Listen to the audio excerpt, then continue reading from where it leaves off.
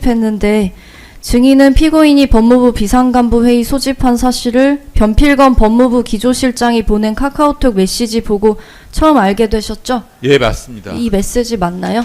뭐 저는 아마 조 무렵에 조금 늦게 들어갔던 것 같은데 어쨌든 조 메시지 다음에 장관님 용산에서 출발하셨답니다. 뭐 실국장님들도 뭐 모이시죠라는 그 메시지 받고 바로 저도 좀 고민하다가 그 법무부로 출발했습니다. 이때 이전에도 피고인이 비상간부회의 개최한 적이 있었나요? 없습니다. 한 번도 없었나요? 없습니다. 변필건 법무부 기조실장이 회의를 소집할 당시 법무부 실국장들 카카오톡 대화방 분위기가 어땠나요? 기본적으로 거기 있는 실국장들도 상당히 많이 놀란 상황이었고 도대체 어떤 상황인지 좀 뭐 궁금해하기도 했고 저는 뭐 거기에 들어가 가지고 도대체 전 늦게 접속을 했으니까요. 그래가지고 이게 뭔가 법무부에서도 연락이 있을 것 같아서 그 실국장 단톡방이라는 데를 들어가 본 건데 보니까 뭐 실국장들도 어떤 상황인지 잘 몰라가지고 우왕좌왕하면서 어쨌든 뭐 장관 그러니까 피고인이 회의를 개최했으니까 회의에 가면 뭐 내용을 알 수 있지 않을까 뭐 이런 식으로 기대하고 있는 눈치였습니다. 예.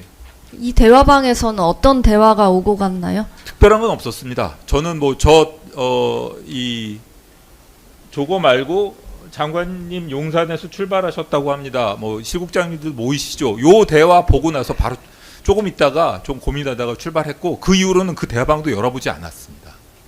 이 대화방에 포고령 관련 내용이 올라오기도 했나요? 포고령 관련 내용은 저는 본 기억은 없습니다. 네. 피고인은 2024년 12월 3일 23시 영산분경 배상업에게 23시 영사분경 신용회에게 전화해서 비상간부 회의에 참석하라는 취지로 말하였다고 주장하고 있는데 증인은 이런 전화 따로 안 받았나요? 예, 전화 안 받았습니다. 평소에도 피고인으로부터 간부 회의에 참석하라는 취지의 전화를 받으신 적 없죠? 특별한 전화 없었습니다. 혹시 뭐 전화가 필요하면 비서관이 전화를 하지 장관이 직접 전화한 적 없습니다. 증거기록 순번 337번 진술조서 5894쪽 제시하겠습니다.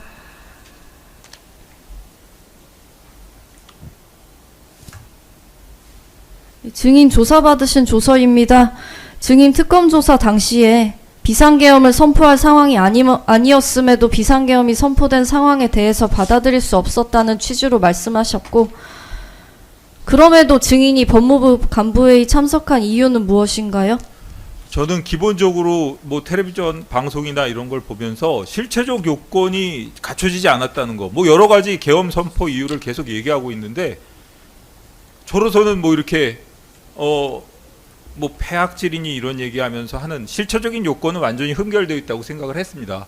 다만 뭐 절차적으로 어떤 상황이 진행되고 있는지는 저로서는 도저히 알 수 없는 상황이었기 때문에 일단 처음에는 뭐 솔직히 말씀드리자면 그냥 이 연락 안 받은 거로 생각하고 뭐 단톡방에 제가 읽었다는 걸로 하나 지워지긴 했겠지만 어쨌든 못 본 걸로 생각하고 그냥 잠자서 그냥 뭐 안 나갔다고 할까 이런 생각도 했습니다.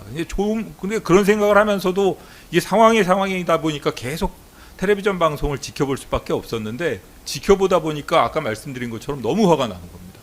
너무 화가 나가지고 그냥 가가지고 최소한 사실은 뭐 제 의사를 표현한다는 것도 있고 어떤 상황인지 저도 좀 알고 싶었습니다. 그래가지고 출근해가지고 차를 몰고 과천으로 가기로 했던 겁니다.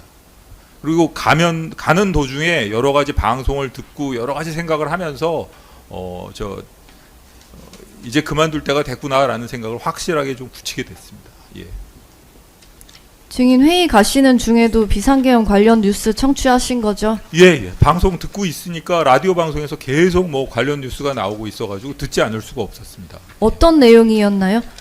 뭐 계속해가지고 뭐 이렇게 그 뭐 국회로도 뭐 군인들이 출동했다 그랬었나? 뭐 저도 지금 선후 관계가 좀 불분명해서 그런데 방송에서 계속해가지고 일거에 척결하고 이런 부분은 뭐 계속해서 방송되고 나오고 있었고 그 이외에도 뭐 여러 가지 혼란스러운 방송들이 나오고 있었는데 저로서도 뭐 전체적인 내용을 파악할 수는 없지만 이게 아직 정리가 안 된 상황이구나. 이게 좀 이게 도대체 이게 어떤 상황인지 법무부에 가면 조금이라도 알 수 있지 않을까. 어쨌든 오늘 그만둬야겠다. 여러 가지 복잡한 생각을 많이 했습니다. 당시 뉴스에서 담화문과 포고령에 관련된 내용도 들으셨나요? 포고령에 대한 내용은 어떻게 해서 들었는지 모르겠지만 제가 나가기 전에 애한테 얘기를 들었습니다. 제가 이제 출근하겠다고 출근해가지고 아빠 아무래도 그만두고 집으로 퇴근해야 될 것 같다고 그만둬야 될 것 같다고 얘기를 했더니 애가 했던 말이 영장 없이 체포 구금도 한다는데 아빠가 안 가시면 안 되겠냐고 애가 말렸습니다. 그렇기 때문에 아마 제가 집을 나선 시각은 아마 이미 포고령이 나온 이후였을 겁니다. 예. 출발 전에 아드님한테 들으셨다는 거죠? 예. 증인 법무부에 도착한 시각 언제쯤인가요? 제 생각으로는 11시 45분에서 50분 사이가 아닌가 싶습니다. 증인 법무부 비상간부 회의실에 올라가는 엘리베이터 안에서 법무부 차관 김서구 만나셨죠? 예, 제가 처음에 먼저 도착을 했고 도착해서 엘리베이터 앞에서 기다리고 있는데 저쪽에서 그 차관이 들어오는 모습을 봤습니다. 그래서 엘리베이터를 잡아가지고 차관이랑 같이 엘리베이터를 타고 올라가면서 김서구 차관과 얘기를 하게 됐습니다. 어떤 대화를 나누셨나요?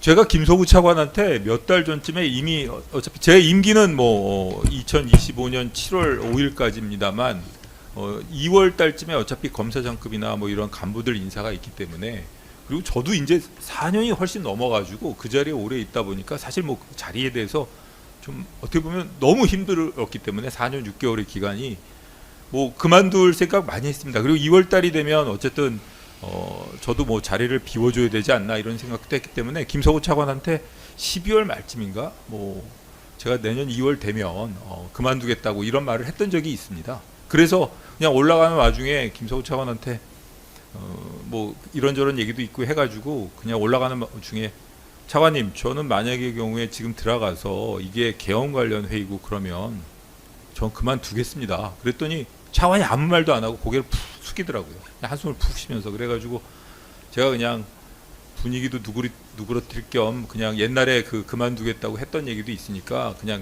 툭 치면서 제가 하와이도 놀러 간다 그랬고 좋은데 놀러 가고 좋죠 그냥 그러고 엘리베이터에서 내렸습니다. 회의에 참석한 인원은 몇 명 정도 됐나요?